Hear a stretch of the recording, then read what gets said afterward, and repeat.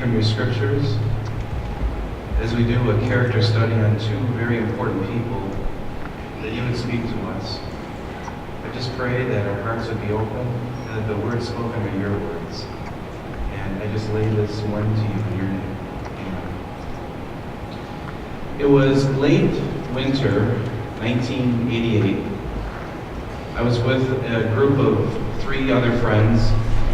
Several of them had just gotten their driver's license, and when I was in high school, the big thing to do was to TP and egg people's houses. And we had a quote-unquote job to do on a Saturday night, and we went to a upscale lakeside neighborhood to toilet paper a house, and we parked a car.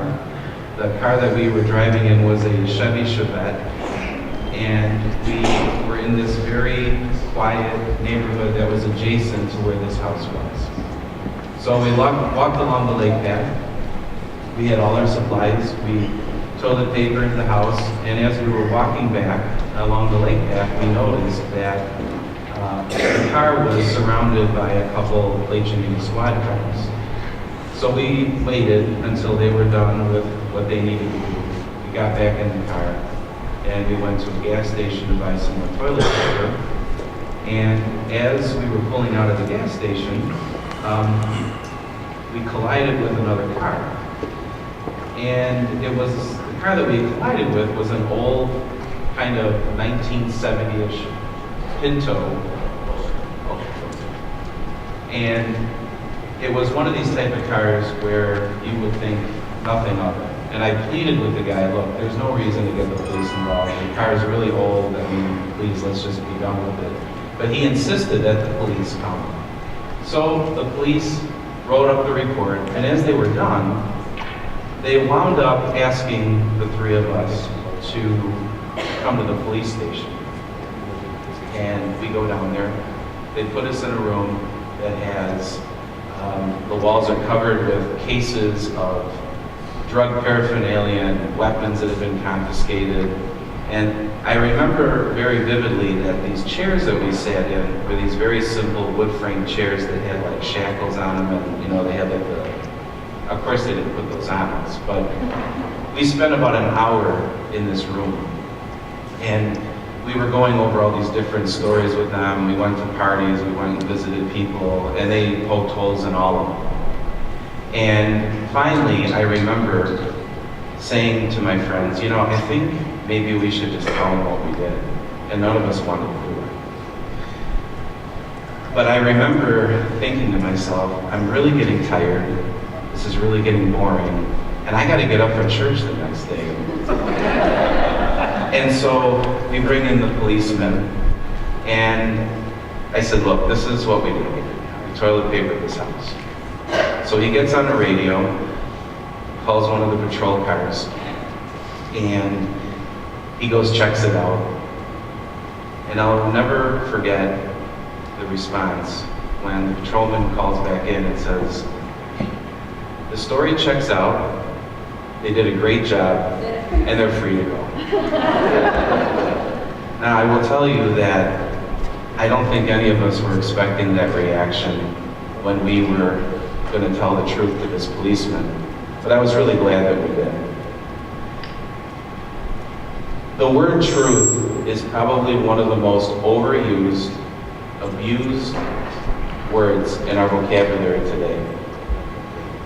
Because what you might think is true may not be what I think is true.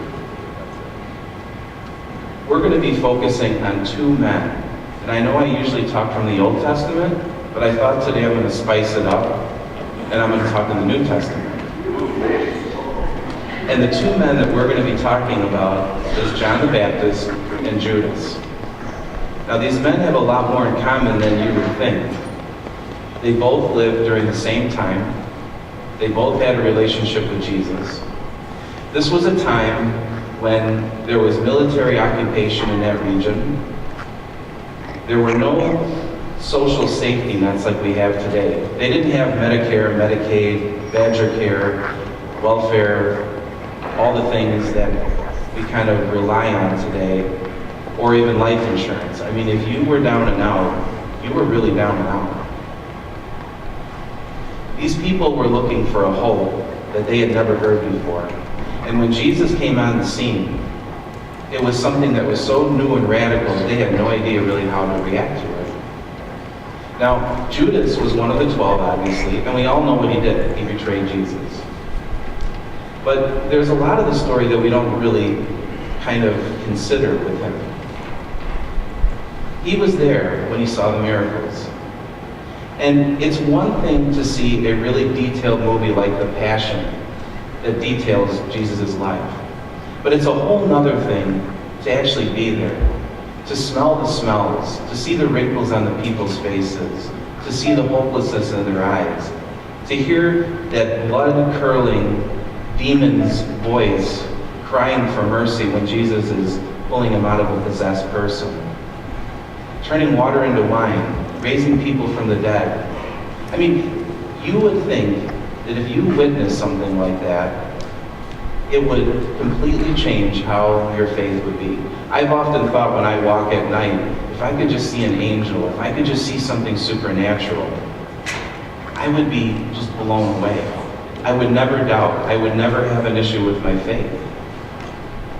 But the truth of the matter is we can look at a guy like Judas, and he's synonymous with betrayal. But if we're really honest with ourselves, and I'm being honest with myself, I can relate to him far more than I can relate to most characters in the Bible. Now, I want to set this story up because in John 13, it talks about how Judas's story begins. And it starts in verse 18. And this is Jesus talking, and it says, I'm not referring to all of you. I know those I have chosen, but this is to fulfill the scriptures. He who shares my bread, he lifted up his heel against me. I am telling you now before it happens, so that when it does happen, you will believe that I am he. I tell you the truth, whoever accepts anyone I send accepts me. And whoever accepts the one who sent me. After he had said this, Jesus was troubled in spirit and testified, I tell you the truth, one of you is going to betray me. His disciples stared at one another and at a loss to know which one of them he meant. One of them, the disciples whom Jesus loved, was reclining next to him. Simon Peter motioned to his disciples and said, ask him which one he means. Leaning back against Jesus, he asked, Lord, who is it? And Jesus answered, it is the one to whom I will give this piece of bread, when I have dipped it into the dish. Then dipping the piece of bread, he gave it to Judas Iscariot, son of Simon. As soon as Judas took the bread, Satan entered him. Now I want to back up for a second. I want to read that last verse, because it is really in the details. As soon as Judas took the bread, Satan entered him. It wasn't Satan entered him and then he took the bread. Judas made a conscious choice to take the bread. And I have to believe, because we do have a life of free will, that he didn't have to take it. But he did. And when we talk about a policy of truth, I like to look at it as a policy of truth and worldview as the same thing. Because whatever we hold to as being true is also how we're going to view the world that's around us, how we view people, attitudes about things, how we react to life. It all kind of meshes together. And we wind up having a series of little decisions in life that turn into larger ones, and they wind up shaping the character of who we are. It doesn't happen all at once. Okay, now I want to go to John the Baptist. Now, this is a man who is probably one of the most interesting characters of the Bible. He was set aside by God. He lived in the wilderness, ate bugs, and he had a camel hair outfit of some kind. This is not the man that you are going to see on the cover of GQ or Esquire with like a feature story of like 50 ways to wear an animal blanket. This man was raw in every sense. But here's the interesting about John the Baptist. He lived a kind of a secluded life. He didn't have the benefit of seeing all of these miracles that perhaps Judas had. He stayed true to who he was as a man. But what's interesting about John the Baptist is that he could understand that the world system around him wasn't going to last. It was going to change. And the only thing that really mattered was the coming truth of Jesus. He really was kind of a trailblazer. And, you know, we were talking about what kind of culture they were living in at that time. Remember we said that there was military occupation? Well, there were religious leaders that were kind of caught in the middle. So they had to appease those military and political leaders, but then there were people below them, the general public, that they also had to kind of appease. And John the Baptist wasn't afraid to confront any of them. He didn't like the religious leaders, he didn't like the political leaders. And what was interesting about it is that the public respected John the Baptist. They're like, we've never seen anyone like this. I mean, this guy's incredible. I mean, he's confronting all these things that we can't stand, and no one's doing anything to him. Well, at least not yet. Well, we're going to talk about John the Baptist and kind of set up his story. And this is out of Luke 3. As it is written in the book of the words of Isaiah, the prophet, a voice of one calling in the desert, prepare the way for the Lord, make straight paths for him. Every valley shall be filled in, every mountain hill made low. The crooked roads shall become straight, and the rough ways smooth, and all mankind will see God's salvation. Now, I'm going to go to verse 15. The people were waiting expectantly and were all wondering in their hearts if John might be possibly the Christ. John, aware of them, I baptize you with water, but one more powerful than I will come, the thongs of whose sandals I am not worthy to untie. He will baptize you with Holy Spirit and with fire. His winnowing fork is in the hand to clear the threshing floor and to gather the wheat into his barns, but he will burn up the chaff with unquenchable fire. See, what's interesting about John the Baptist is that this is a man who understood his place, and he understood what truth really was. He knew that he wasn't the Christ, and there were people who were saying, this has got to be the guy. And I know that there had to have been people who probably kind of worked with him thinking, you know, there's this Jesus that's coming, and he could kind of take over your turf. And John's like, it's not mine. It's not mine to have. This is the hope.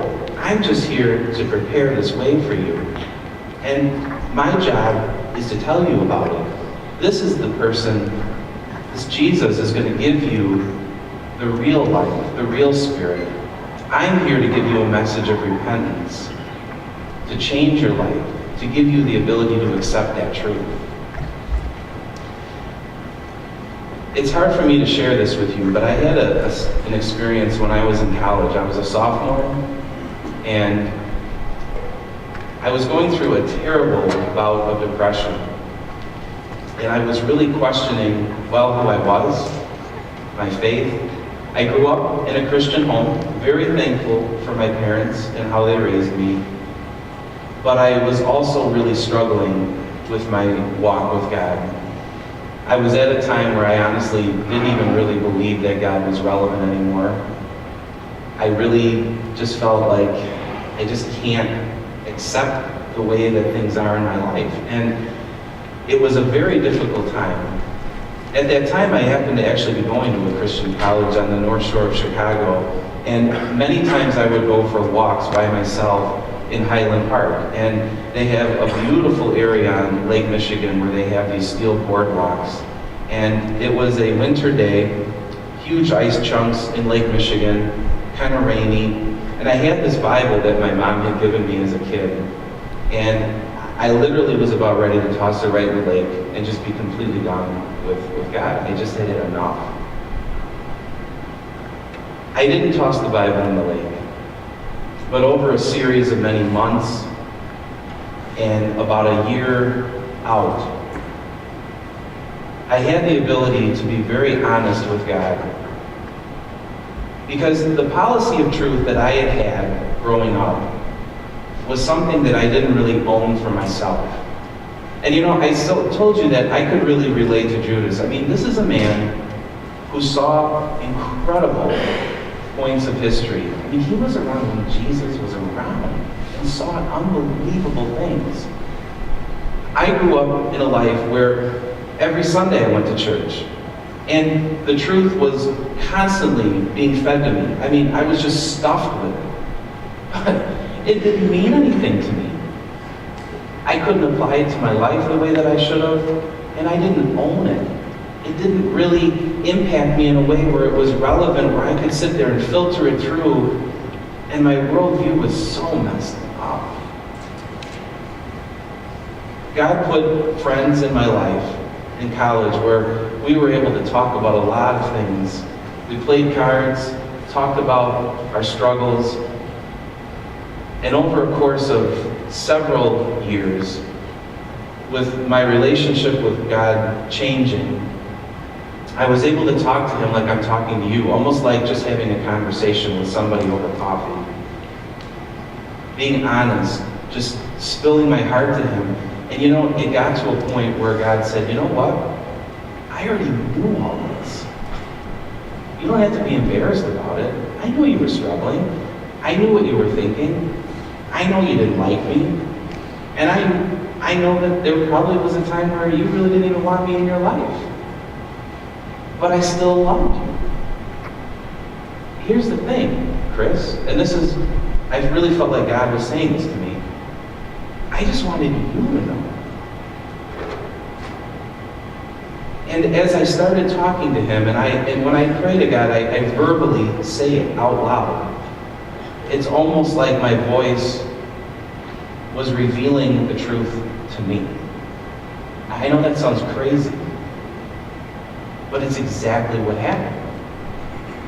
And so I can look at Judas and say, I know exactly how this guy feels. And I kind of feel for him as a person. Now, as we go through Judas's story, and it's a sad ending, we go to Matthew 27. And it all kind of comes to a conclusion for him. When Judas, who had betrayed him, saw that Jesus was condemned, he was seized with remorse and returned the 30 silver coins to the chief priests and the elders. I have sinned, he said, for I betrayed innocent blood. What is that to us, they replied. That's your responsibility. So Judas threw the money into the temple and left. Then he went away and hanged himself. The chief priest picked up the coins and said, is it against the law to put this into the treasury since it is blood money? So they decided to use the money to buy the potter's field as a burial place for foreigners. That is why it has been called the field of blood to this day. Then, what was spoken by Jeremiah the prophet was fulfilled. They took the 30 coins, the price set on them by the people of Israel, and they used it to buy the potter's field as the Lord commanded. I guess what I want to challenge you with is that there is really only one truth, and it is Jesus Christ. I think what has been frustrating for me as a Christian for so long is that I think a lot of times in the church in particular, we'll sit there and say, yes, there is one way, there is one truth, and that is correct. But God doesn't deal with us like these cookie cutter answers that we hear a lot of times. We live in a world where there are lies constantly fed to us, where the idea of what really is correct and true is changing all the time. But we worship and love a God who is constant, who never changes, and cares for where we are right now, regardless of where we are. And I don't care if you're a seasoned Christian, if you're a new believer, or if you don't even know God at all. This may be completely new to you. I can tell you that there is a God who really does care. He really is sensitive to who you are and really wants to make a difference in your life. It's just a matter of whether you are willing to accept it and to own that truth. Now, you have two men in the Bible who impacted the world in a very significant way. okay? You have John the Baptist, who paved the way for Jesus to come. You've got Judas, who betrayed Jesus, and Christ ultimately died on the cross. Do you see how ironic it is that both men will ultimately lose their life because of their relationship with Christ? John the Baptist winds up being beheaded because he confronted a political leader about a very immoral and unlawful marriage. And they wound up cutting off his head, putting it on a platter and having it at a party. But that man stuck to his policy of truth and knew exactly what it was. Judas winds up hanging himself because he felt so guilty about turning in his teacher, the man who he loved. But all these different little choices wound up turning it into something that was extremely ugly. A legacy that, even to this day, thousands of years later, the name of Judas is still synonymous with betrayal. So I want to just challenge you to think about where you are in life. I will tell you the struggle is real. I doubt a lot of times. I think about my relationship with God and I just think, life is it's just hard. I don't care if you've got a lot or little, life is just hard. And I think as I'm not an old person, but I think as I'm getting older, I'm realizing just how incredibly impactful sin's contagion really did impact us. Not only physically, but spiritually. And I know I've said this before in other messages, but we are far more spiritual beings than we are physical beings. And once you can wrap that around your head, a lot of this is going to start to really make more and more sense. And I will tell you, I am the poster child for doubt in my Christian walk. Because I see things that happen in this world and I think, how is this possible? I want to share a quote with you with an author who I really respect, and I know many of you have heard of C.S. Lewis. C.S. Lewis was born in Belfast, Ireland. I believe he died in the mid-60s. And he wrote some incredible Christian books, like Mere Christianity, Screwtape Letters, and then many of you are more familiar with the books that they made movies of recently, The Tales of Narnia. He was baptized in the church, and when he became kind of his teenager years, he walked away from the faith. And there was another very popular and successful author, J.R.R. Tolkien, who was a personal friend of his. And this man wanted to convert C.S. Lewis back to Christianity. And they had a lot of talks, and I'm sure Tolkien prayed over him. And finally, C.S. Lewis came back to the faith. Now remember, I told you, this is a man who wrote some incredible books on Christianity. But there is an excerpt of one of his books that I want to share with you. While he was contemplating going back to Christianity, this is what he felt. I was kicking and struggling, resentful, and darting my eyes in every direction for a chance to escape.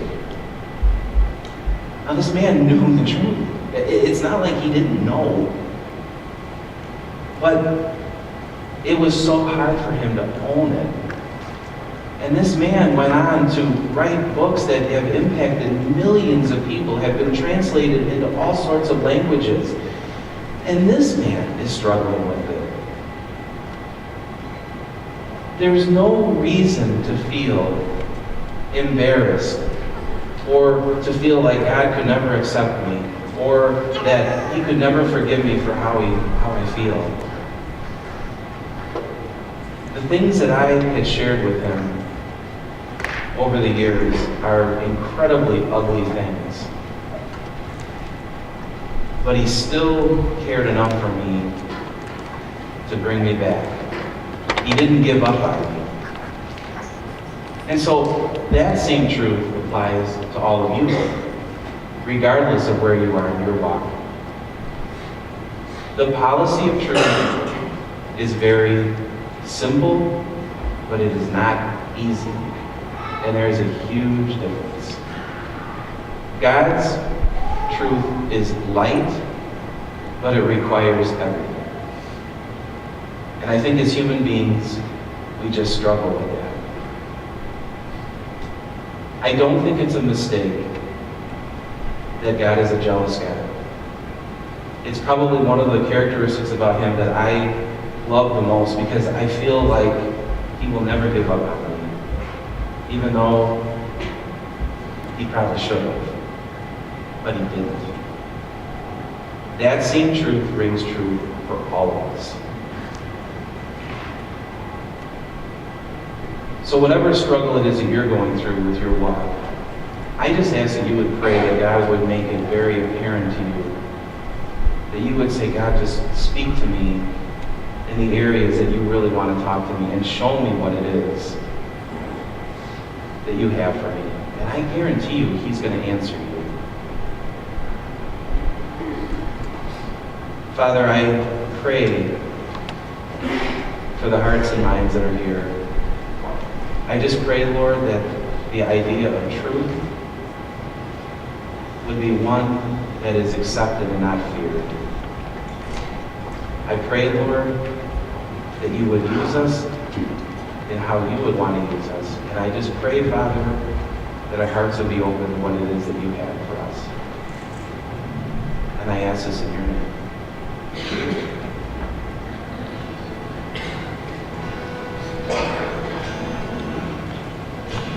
We sing this song just as we're going. You guys can stand up and worship if you like this. You can take a moment to yourself.